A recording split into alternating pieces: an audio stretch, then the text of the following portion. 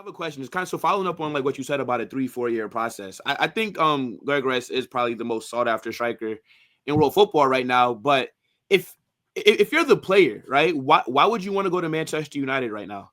Seeing like how they are, right? He's what, 26 years old? So Great he's question. closer to 30. If this is gonna take 3-4 years for you guys to get back to challenging, why would he want to do that when he could just wait until the summer and then maybe he can get a move to an Arsenal who are in a better situation to compete, or like maybe a Bayern Munich might go in for him because Harry Kane's not getting any younger. Like, why go to Manchester United? I know that his former manager is there and he Yep. does know the system, but I don't necessarily think that that would make the most sense for him career-wise.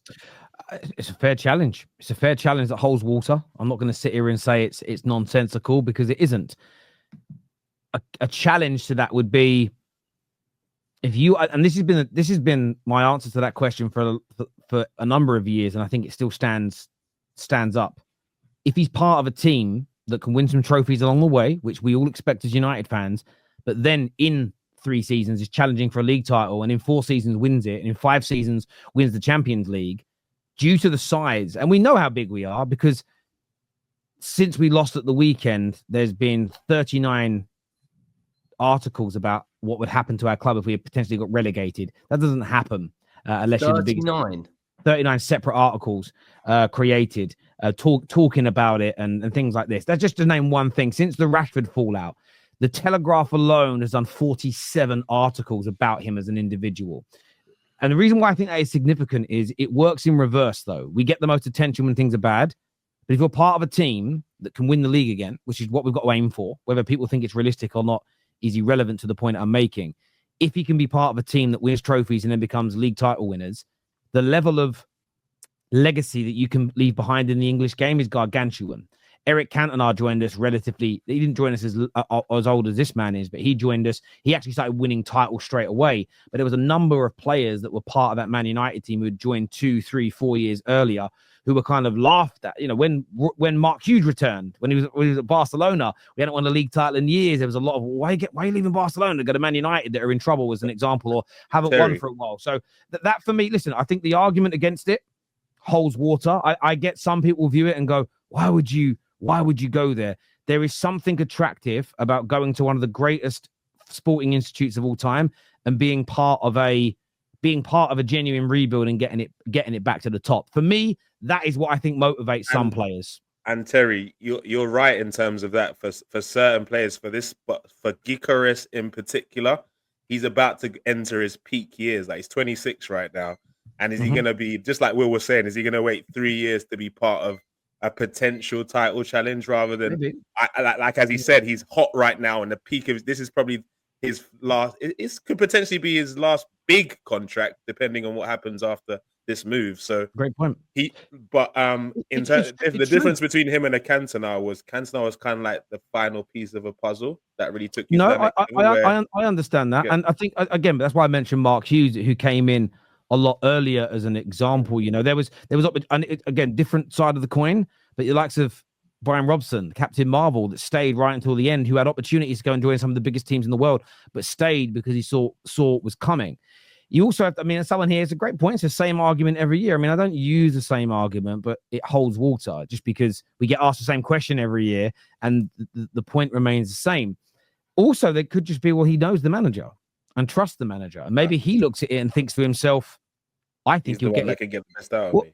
He can get the best out of me. Or I think he can turn this around a lot quicker, because the one thing I would say, the one group of people supporting Amorim and Man United now more than Man United fans is sporting fans that are saying everything happening right now at Old Trafford on the pitch is identical to what happened in the first couple of months at Sporting. And it takes this little bit of time, takes a few signings, and trust me, it's going to go well. So again, as a possibility, as a reason, maybe Gyokeres looks at it and says, I think this team could be one of the best in the world in 2 years' time, and I want to be part of it. Now, rival fans will say, that's cap.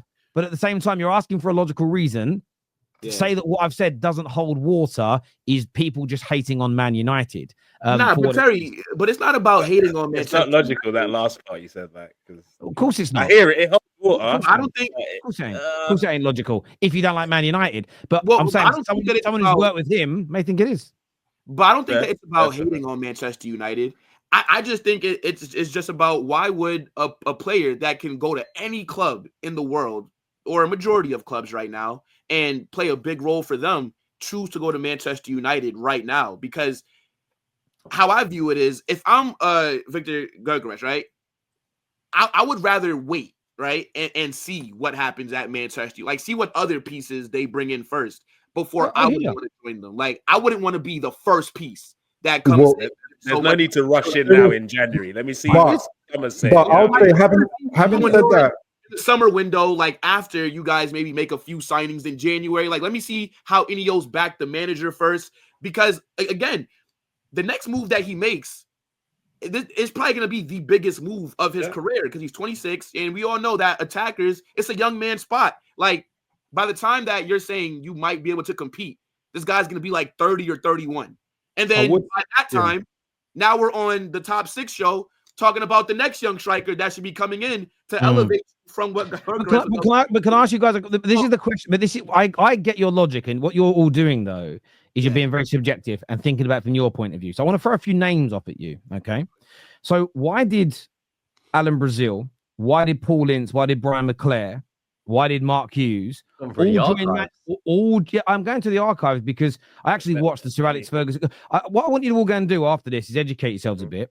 Go and watch it's on the BBC. Go and watch the two-part documentary about Sir Alex Ferguson and listen to the things. It's good.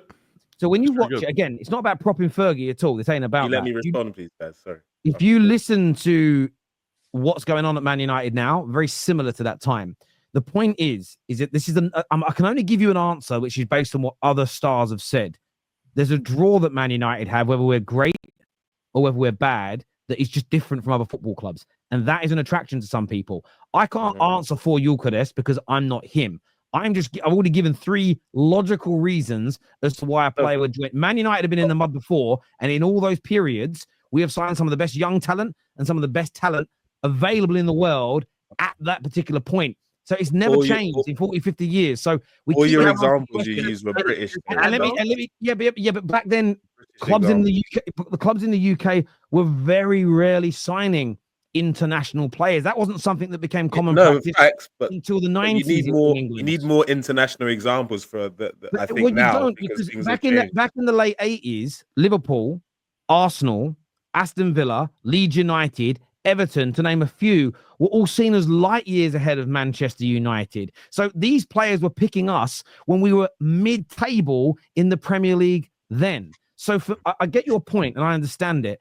But if I just want to answer it arrogantly, Man United have, for the past 100 years, and I believe for another 40 to 50 years, it bothers rivals to their core. We are just a Hollywood club. And it doesn't matter whether we're 14th or 1st, we have and always will be attractive to talent around the world. Not all talent, but Man United have always done it. Man United have always been attractive. Terry, even when we weren't the biggest club in England, we've always been the most attractive club, one of the most attractive club in the country, no matter how good or bad we've been in the league. Simple as that. I think Terry, what you're I'm not, correct me if I'm wrong. I think what you're mistaken, what we're saying is that we're not saying Manchester United do not have pool. I just want to make that clear. They have plenty pool, but for this particular player in this situation, it like logically, if I'm him, I'm gonna wait till summer where I've got kind of the pick of all players that I could, or all teams I could go to, rather than. And this is where you're not listening to me. Everything you've all said, I've agreed with and said I see the logic in it. The difference is why I said before we went live, I don't want to answer questions about Man United anymore because I answer it. And instead of people going, I disagree, but I see where you're coming from, it's I can't see it. No. There's no objectivity definitely. Because again, I'm not going to give an answer that's going to change your mind, and I'm not trying to change your mind. But I feel I've presented 3 logical answers, and not once has the response been, I can see where you're coming from because history dictates it, or some players are motivated by that. Where when you've given me your examples, I've said, holds water, it's logical. And at the end of the day, whether rival fans like it or not, this January potentially, and in the summer, Man United will sign good players. Everyone laughed when we were linked to Euro in the summer. He ain't getting him over Real Madrid. And we did. This goes right back to when we got Paul Pogba, 9 years ago now. No way are you getting Pogba because you're not in the Champions League. You're not doing this. And we did. And the reason why I laugh at this question is for the lifetime of Man United, we've been told, you ain't getting this player over these clubs that are better than you. And we've consistently done it.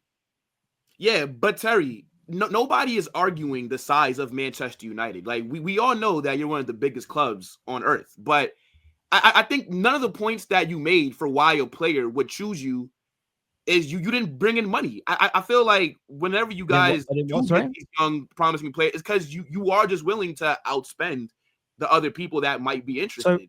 And I think when you say that, Will, we have definitely put certain people on too much money in the last decade. I give you that. But when I look at this historically, Man United weren't the biggest spenders under Fergie. We had some seasons where we broke some records, but we were consistently not the top spenders in England, whether it be on transfer fees, agent fees. Even now, Man United are not one of the highest in agent fees by and large. This summer, under a different regime, so we can only judge what we're doing now based on what this team did. Players signed on much lower wages typically than before. A few people in the comments said, Terry, you're not very good at selling, though. Fair point. Historically, under the Glazers, we haven't been. But this summer just gone was the most amount of money in the club's history ever raised through sales. And I understand everything you're all saying, but the way you're all talking, and this is why I think logically speaking, if we're all honest, what you're saying is less likely than what I'm saying, because the idea that Man United can't attract top talent, I just think is not going to happen. We are going to bring in very good football players. He did it with Rafa Varane. Specifically saying talent and players. We're talking about Gyokeres in particular. So that's why I want you to respond. Big players will still definitely go to Manchester United. Yes, but this has been said. This got said about Varane, about Paul Pogba. It got said about Euro in the summer as an example. It has been said every year since Fergie left. The same question every year. Why would they pick United and why you now? You have to be real. It's about them, but you can't not bring up the money though, Terry. All right, so let me try you. That was a record bid. We pay well. We pay well. And can you guys then provide me with any logical reasons as to why top talent and top players would want to join Man United at this time? What logical reasons do you think there are? Yeah, well, because Will and Kunle, surely Gyokeres is in isolation as one deal. He finds Manchester United way more attractive than the majority of other strikers currently at his level in Europe right now. But one, because of the manager, and two, because of his situation that he's in at Sporting Lisbon, where they've replaced Amorim, they've sacked their manager a week ago. It's not going well there. Why would he not go to the guy that's unlocked him? He's 26, by the way. Like, it's not like he's 24. The reasons why maybe is because the guy that he's going to follow hasn't really figured out what's going on in his new home. Like, he doesn't know what's going on yet. So hold on. If bringing Gyokeres is I don't think even bringing Gyokeres would allow him to play his football how he wants to just yet. I think someone like Osimhen would be more suited to Man U right now because. Hang on, but why would Victor Osimhen go there though? What's his title? Who's older? That's also got tops going for him. Why would Gyokeres, who's got Liverpool? He's at Galatasaray. Can I answer? Yes. I mean, what's the difference with these talented players? But he's at Galatasaray. But he's got other top clubs that are looking at Galatasaray. He's only on loan though. Yeah, no. But what I'm saying is. Nobody really, but aside from Chelsea in the summer window, who else went in for Victor? Oh, sorry. Well, that's one. Number two, like Osimhen, his club clearly hates him, and do you know what I'm saying? And no other big clubs. And no other big clubs are currently in for him. So, man, you have kind of. There's no other big club. There's no other big club that's linked with the official move with Gyokeres right now. Who? Arsenal. Arsenal have briefed the media, said they pulled out. What are you talking about? 3 days ago. 3 days ago. And there was the thing out today that they're more considering Isak than. But is it speculation or is it like? But I think profile-wise, Isak suits what Arsenal are looking for more. Gyokeres obviously suits what Amorim is looking for more. I think that makes so much sense. 100%. Yeah, listen, as I say, people always say every year, apart from money, there's nothing else that Man United offer these players. We will see. If you think it's just about money, then just again, we could have saved ourselves 15 minutes If people just said they'll only go for the money, I'd have gone, thanks for giving me your opinion, and we could have moved on. I'll You just stop asking me questions That and just ain't give true. your fucking opinions. It's a I'll lot just easier and I'll quicker. only add my 2 pence worth is that there is no issue of Man United attracting players. When Newcastle were first taken over and were facing relegation, we still got Bruno Gyokeres, we still got Kieran Trippier. That's Newcastle. That's not Man Yes. United. We then got Isak the following year, and people I'm sure will be asking, why did he go to Newcastle? He still came to Newcastle. My issue, my flip side of the coin for Man United is the phrase that says you are who you attract. And Man United have been attracting not very good characters and attitudes and profile of players for a long time now. My worry wouldn't be can we attract? My worry is who are we attracting? And what does it say about us? Because if we see Højlund, if we see Xerxes, I know you can say Dan Ashworth, but it's not just one guy that's ruled Manchester United for the last But Amarim is now basically saying those players aren't going to be in my team. It's not easy. And I also think the players that are considered toxic, none of them have been signed or put into the club by the current people making decisions, if that makes sense. So Xerxes isn't working, but there's no talk that he's a bad apple and he's a bad guy. It's just not right for this manager, and it's a deal that we just shouldn't have done, which I also think is the reason why we should get rid of him quickly, because he's going to hold his value, because you're not going to clubs and saying he's rubbish. You're saying we've just changed our direction, so it's a bad buy for us, but he's still the player that you want to get. But look, viewers, let us know your thoughts and feelings. How much money is it going to cost Man United to convince a player that doesn't want to come to join, like Victor Gyokeres or Gyokeres or someone like that? Let us know in the comment section below.